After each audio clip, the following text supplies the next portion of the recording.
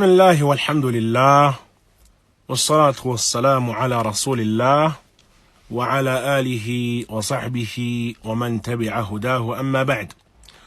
We return back to our study of the matan and the text of Al-Imam Al-Jazari, Matan Al-Jazariyah, the Muqaddimah of Al-Imam Al-Jazari in the affair of Tajweed.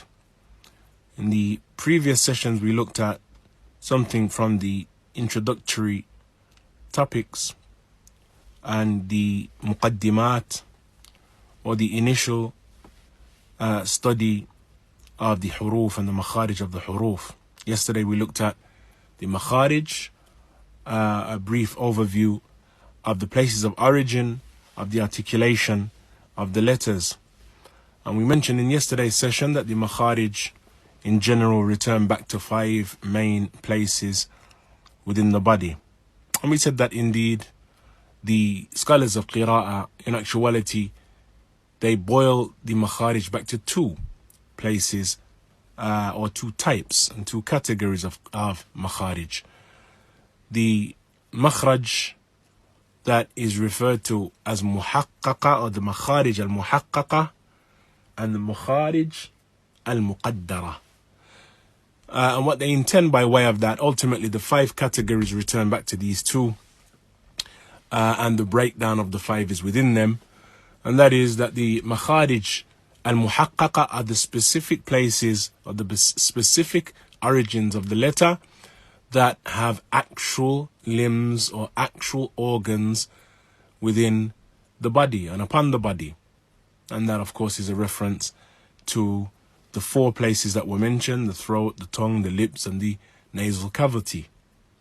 The 4 places then are makharij muhaqqaqa, yani these are actual tangible places upon the body. While the makharij, which is makhraj wahid, haqiqatan is one actual place, the makhraj that is muqaddar, or the one place that is approximated, or the approximated makhraj or place of origin, is the jawf that we discussed yesterday.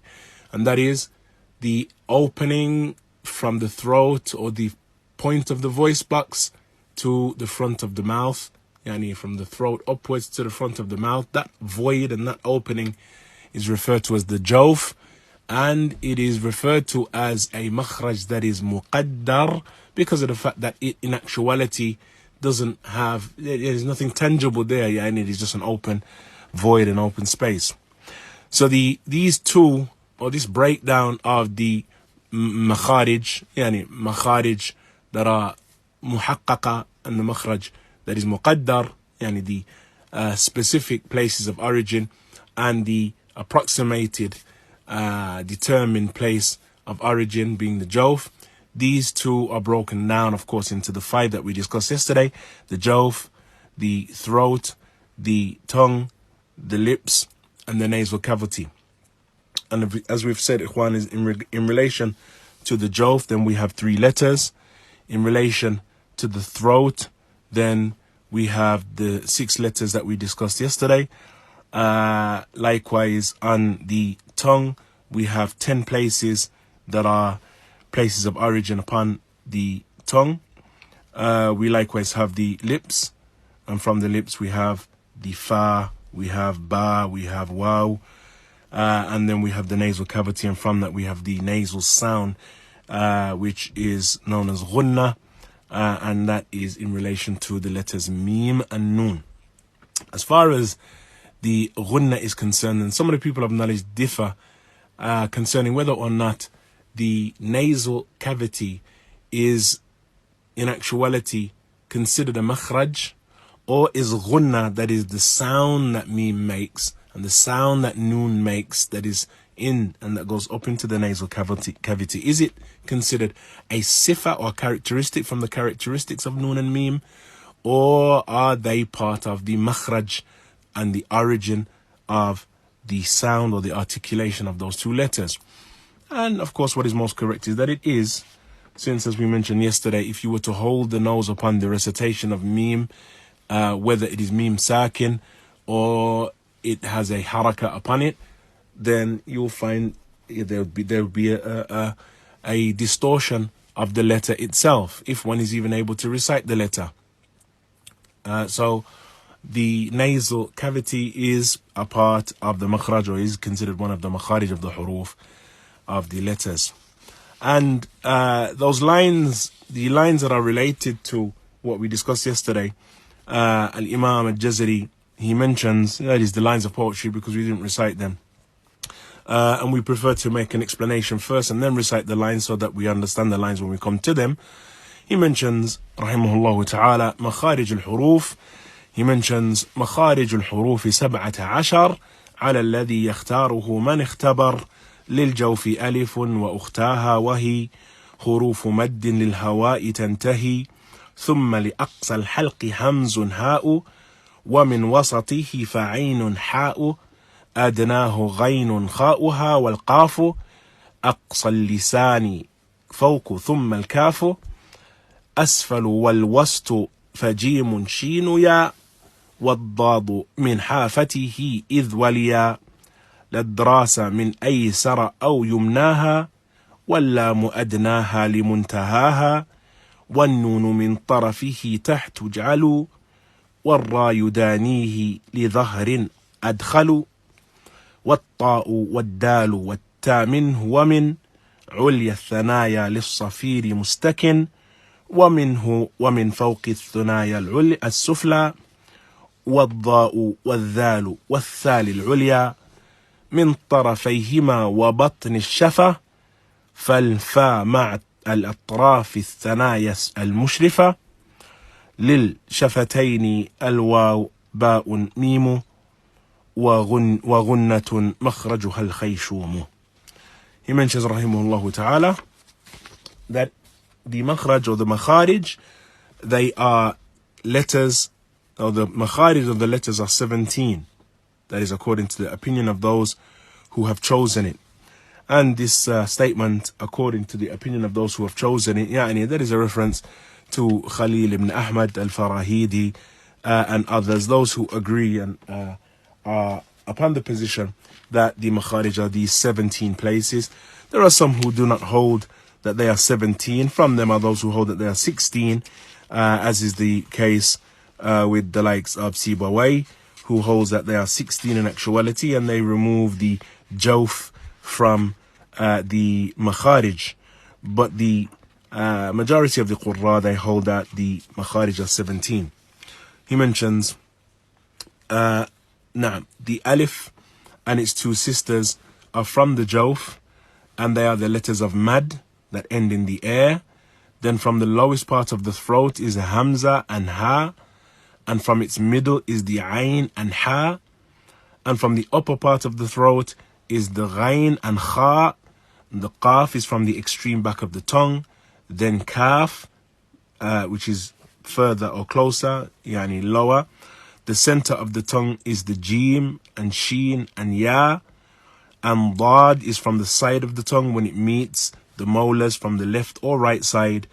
And the lam is from the anterior of its sides, that is, it is from the front perimeter of the tongue till the tip of the tongue, and make the noon from the tip of the tongue, yani lower than the lam, and the ra is closer to the noon, including the top of the tongue, and ta and dhal and ta are from the tip of the tongue and the upper central incisors.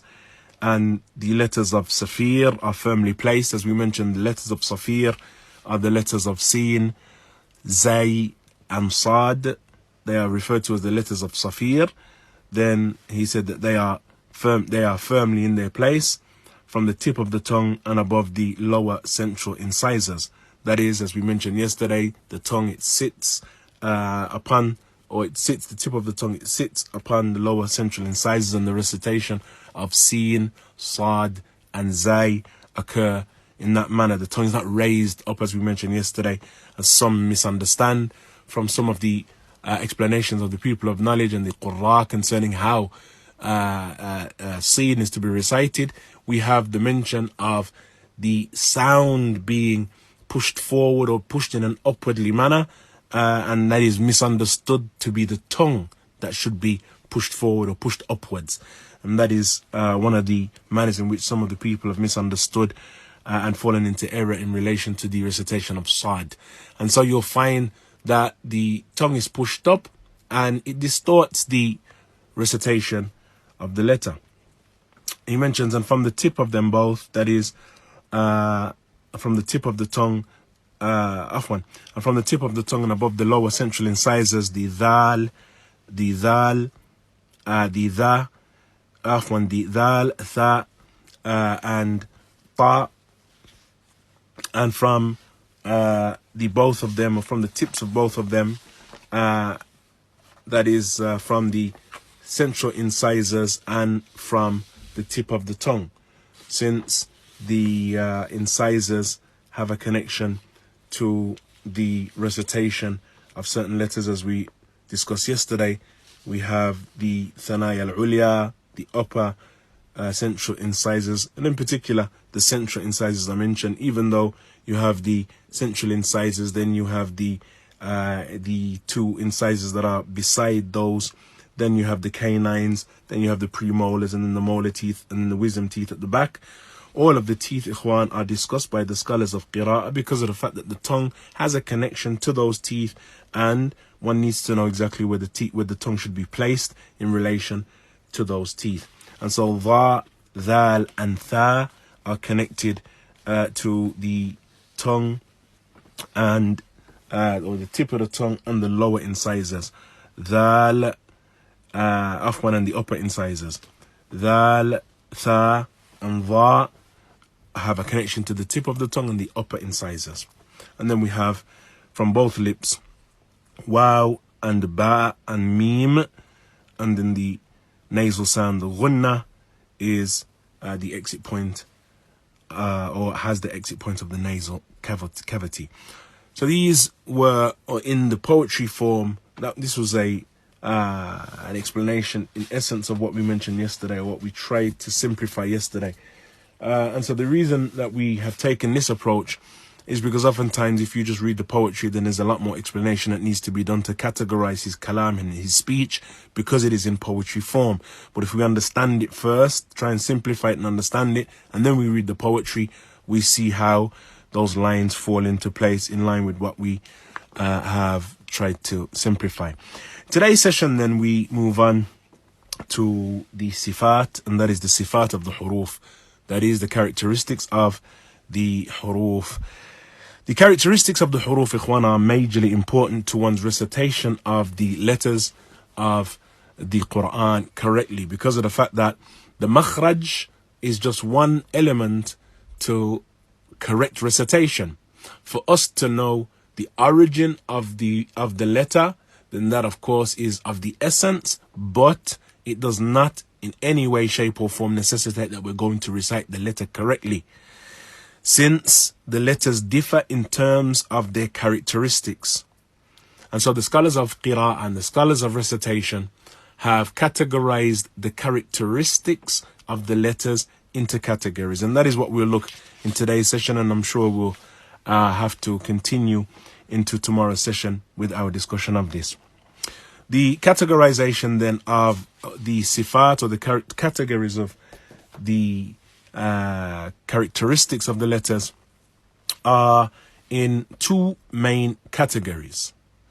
We have the first being as-sifat allati laha ضد, those characteristics that have opposites, and the sifat laysa laha ضد, the sifat, or the characteristics that have no opposite. So we have characteristics that have opposites and characteristics that do not have opposites. Just as a word on the affair of the characteristics, ikhwan,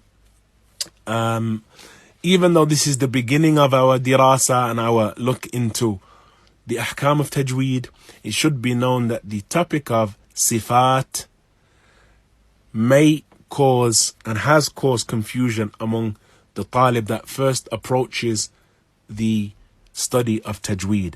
And that is because of the fact that there is a lot of overlap in relation to these categorization and these characteristics that we're going to mention. For example, with the first category, which is the characteristics that have opposites. We're going to mention the category or the characteristic and then its opposite. And then we're going to mention another characteristic and its opposite. And it may appear, and oftentimes, sometimes there is, that there's an overlap with one characteristic and its opposite and another characteristic and its opposite. Which is why it is important that we are clear, and we try and move as slowly and clearly as possible, that we're clear concerning what we're speaking about when we're talking about these characteristics. What exactly do we mean? What is it that we're speaking of? And what is the difference between this and another category? Majorly important, Ikhwan, for us to be clear and have a clear understanding of what it is we're speaking about. So as we mentioned, the first category are the category of the characteristics that have opposites. The characteristics that have opposites. And the first of those characteristics that we'll look at then is sifatul hams. Sifatul hams. Sifatul hams is possibly loosely translated as a whisper. A hams is a whisper, as Allah Azza wa Jal mentions, as occurs in Surah Taha, فَلَا تَسْمَعُ إِلَّا هَمْسًا. فَلَا تَسْمَعُ إِلَّا هَمْسًا. That is a reference to Yawm al-Qiyamah, that you will not hear إِلَّا هَمْسًا. And so the hams is a reference to the whisper, or a very lowered voice.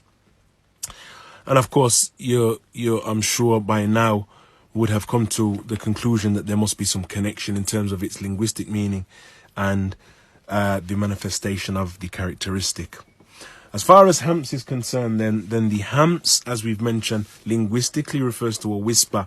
But as far as in the characteristic of the letters, then it is a reference to the flowing and the movement of the breath and the strong expulsion of breath upon the recitation of the letter. And secondly, there being minimal vibration within the voice box. From the characteristic of certain letters is that when one recites them, we have a slightly stronger expulsion of breath than we do with other letters.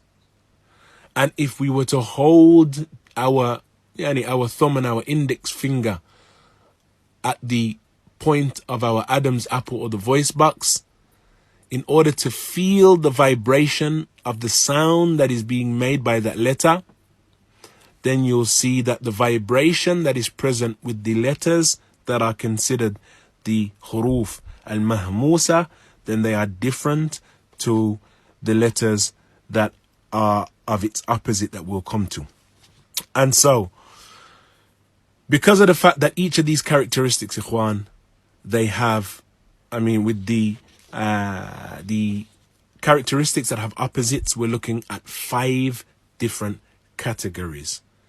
So we're looking at 5 categories having opposites. So in essence, 10 categories. The most important of them, though, are the first 4 that we'll mention. And in fact, the 5th, some of the scholars discuss whether or not it is even a part of Tajweed. And so we'll look at it, but we won't go into any depth in relation to it, because what is most correct is that it is not from Tajweed, rather it is from Ilm al-Sarf. It is from that which is connected to one of the studies of the Arabic language, and not recitation in and of itself. And so there are at least then 8 categories that we do need to be concerned with, from the categories that have opposites. From the categories that have opposites. Of course, that is simplified by saying that there are 4 categories, each of them having an opposite. If we know the category, then we're familiar with its opposite. And so all of the letters of the alphabet are going to be categorized based upon these characteristics, or these sifat. And so you can imagine then there's a lot to be memorized in terms of which letters are from this category, which letters are from that category, which letters are from this, and which letters are from that. In order to simplify that, the scholars of Qira'ah, Ikhwan, and the scholars of Tajweed, they, or recitation, they mention some, what is most resemblant to an acronym. In the English language, we have acronyms that are words that are easily memorable, that correlate to the breakdown of a more difficult set of words. And so the acronym in the English language is used to simplify affairs. Here, in the science of Tajweed, we similarly have a combination of words that the scholars mention for each of these categories in order to simplify the study of the category. And so that if you remember this set of words, which are usually words that make up some meaning in the Arabic language, but if you remember each letter from those words, then these are the letters that are related to the sifa or the characteristic that we're looking at. So this first characteristic then is that which is related to hams, which is, as we said, linguistically meaning a whisper. But here in Tajweed, it refers to the movement or the flowing of air and the breath upon the recitation of the word and the expulsion of air and minimal vibration within the voice box. There may be vibration, and of course there's ultimately going to be some level of vibration within the voice box, but the vibration is minimal in comparison to its opposite, which is al-jahr. Al-jahr, which is the opposite of hams, which are those letters that are apparent, those letters that differ from the hams in terms of how they are recited, and the letters that are considered jahr are far more than the letters of al-hams. And so with the letters of jahr, the apparent letters, there is a restriction in the flow of breath, and there is extra vibration within the voice box than we find with the letters of hams. And so perhaps if we restrict our session today to just looking at hams and jahr. And so the word combination that the scholars mention in order to aid with our understanding and remembering these letters is sakata fahathahu shakhsun. Sakata fahathahu shakhsun. Again, sakata fahathahu shakhsun. And so to mention those letters one by one, sakata, sin, kaf, ta, fahathahu, fa, ha, which is the ha at the beginning of the alphabet, tha, that is again fa, ha, tha, ha, the second ha at the end of the alphabet, shakhsun, sheen, kha, sad. Sakata fahathahu shakhsun. What is the meaning of sakata fahathahu shakhsun? Sakata meaning to remain quiet, or he was silent. Sakata fahathahu, fa meaning so, hathahu, he was encouraged or incited, shakhsun, by a shakhs, by an individual. Shakhs meaning an individual. So the term or the statement sakata fahathahu shakhsun, in terms of its meaning, it means he was quiet, so an individual encouraged him and incited him to speak. These words, which in essence are three words, then they comprise the letters of hams. Sakata fahathahu shakhsun. And therefore, it will be easy to remember the fact that the letters of Jahar is every other letter that is not present among the combination Sakata fahathahu shakhsun. All of the other letters of the alphabet, the Arabic alphabet, are considered from the huruf of Al-Jahar. And so, Sakata fahathahu shakhsun, if we look at them letter by letter, we can see the difference between the letters of Hams and other letters. So if we were to take them one by one, and in order to emphasize them, then we're going to add a Hamza before them. That is an alif with the Hamza on the top of the letter, or seated upon an alif, and then place a sukoon upon the letter itself. If you view these letters in that manner and recite them in that manner, then that will emphasize the affair connected to the characteristic. And so, if we start with Seen, when one adds a Hamza before Seen and then puts a sukoon on the Seen, we recite As, As, As. And as you can hear, we have the flowing of breath, and there is minimal vibration within the voice box. S, S, S. The following two letters, Ikhwan, there is an issue that we will raise, and perhaps we'll leave the discussion of it to that which is about to come in the following session, which will be now tomorrow. But Kaf and Ta are two letters in relation to the discussion of the Sifat that have caused confusion because of their overlap in what would apparently appear to be them being present in one characteristic and among the letters of its opposite. And so it has caused and continues with some to cause confusion. But we'll clarify, Ikhwan, bi'idhnillah, the confusion that is present within it. So the second letter then is the Kaf.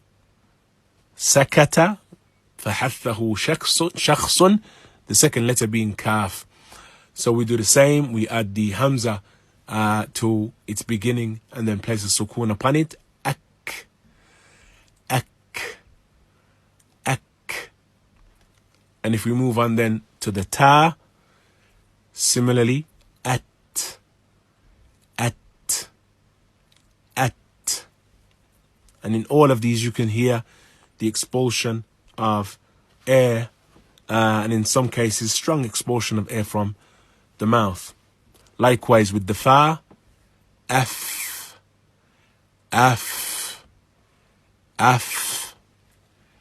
Similarly with Ha, Ah, Ah, Ah.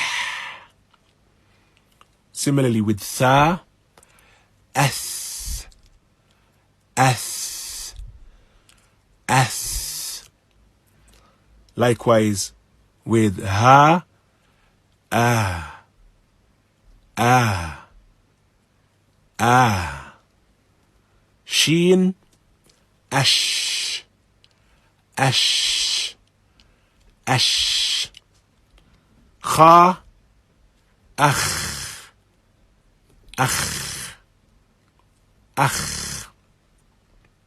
Sad, As, As, As.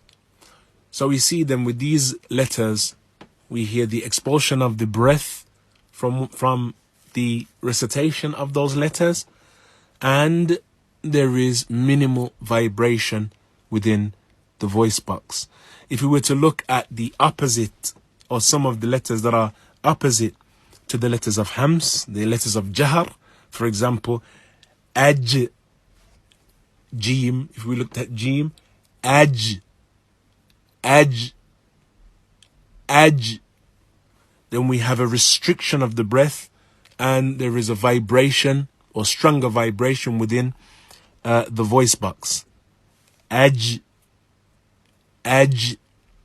Noon, for example, An, An. There is a restriction of the breath, and there is a strong vibration, stronger vibration within the voice box. And so on with the rest of the letters of Jahr. And so in order to remember these letters, we remember this 3-word combination. All of the letters within this 3-word combination are the letters of Hams. Sakata fahathahu shakhsun. Sakata fahathahu shakhsun. If we can remember it without having to write it down, fabiha wa ni'mat, then that's jayyid. Otherwise, we encourage Ikhwan that you write it down and that you memorize these word combinations. Sakata fahathahu shakhsun. And what is important to understand, Ikhwan, is that these characteristics, by way of understanding them, we are able to discern between these letters and letters that may come from a similar place of origin. We looked yesterday, Ikhwan, at the makharij, and we saw that those letters, or many of those letters, share a makhraj with another letter. And so we have 2 letters that are present in the same place of origin. An example of that is ha and ayn. Ha and ayn share the makhraj, the middle of the throat. But if it were not for hams, for hams, then the ha would become an ayn, or would be very close to ayn. So if we look at, for example, the word hatta, hatta, we can hear the expulsion of the air, hatta. But if you were to restrict the flow of the air and try and recite hatta, then it would be very resemblant to an ayn if it did not become an ayn in and of itself. Hatta, hatta, hatta. If you restrict the flow of the air, then it becomes very close to the ayn, which is ugly in terms of qira'ah and in terms of recitation, and disliked, and of course will distort the word itself. And so if it were not for hams, then ha would become ayn, since they share the same makhraj.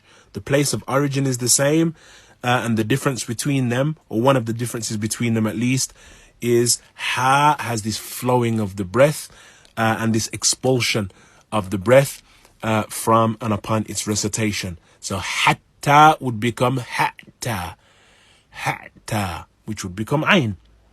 If it were not for hams, then ha would resemble alif. Ha would resemble the alif or the hamza. مثلا اللمزة, lumaza, lumaza. The ha at the end of lumaza, it has the flowing of breath. Lumaza, lumaza. If we were to restrict the flowing of breath, then it becomes lumaza, lumaza, lumaza. Yani there is a stoppage and it resembles if it does not become a hamza altogether. Likewise, if it were not for hams, then the kha would become ghain. The kha would become ghain. Yakhsha, yakhsha. If you were to stop the flowing and restrict the flowing of breath with yakhsha, then we have yakhsha, yaghsha, yaghsha. So the kha, because of the fact that kha and ghain have a similar place of origin, then the flowing of the breath differentiates kha from ghain. Sad, if it were not for hams, then sad would become zay. If you were to look at, for example, yusdiru, yusdir, yusdir. If we were to stop the flowing of breath from yusdir, it would become yuzdir, yuzdir, which would change it from sad to zay. If we were to look, for example, at fa, if it were not for the movement and for sifatul hams, then it would become like the English the. Tafdila, tafdila, tafdila. Stop the breath, restrict the breath. Tafdila, tafdila, tafdila. And so these characteristics are present to distinguish one letter from another, particularly those letters that share the same or similar place of origin. If it were not for hams, then sin would become zai likewise. Al-masjid, al-masjid. If you were to stop the flowing of breath with masjid, it becomes masjid, masjid, masjid. It becomes zai. Likewise, ta and dal. Tatba'uha, tatba'uha, tatba'uha, tatba'uha. If you look at tatba'uha, and then we were to restrict the flowing of the breath, tatba'uha, tatba'uha. It resembles dal, tatba'uha. And so the sifat, ikhwana, or the sifatul hams is a sifa that, and a characteristic that is of major importance. It differentiates the letters that should have this flowing of breath in order to distinguish them from others, from those letters of jahar, or those letters that are apparent. And hopefully with that we have shone some light around this characteristic, the first of the characteristics that we will discuss, sifatul hams, and its opposite, sifatul jahar. So with that we'll round up for today's session. Wallahu ta'ala a'lam, wa sallallahu wa sallam wa barak ala nabiyyina Muhammad.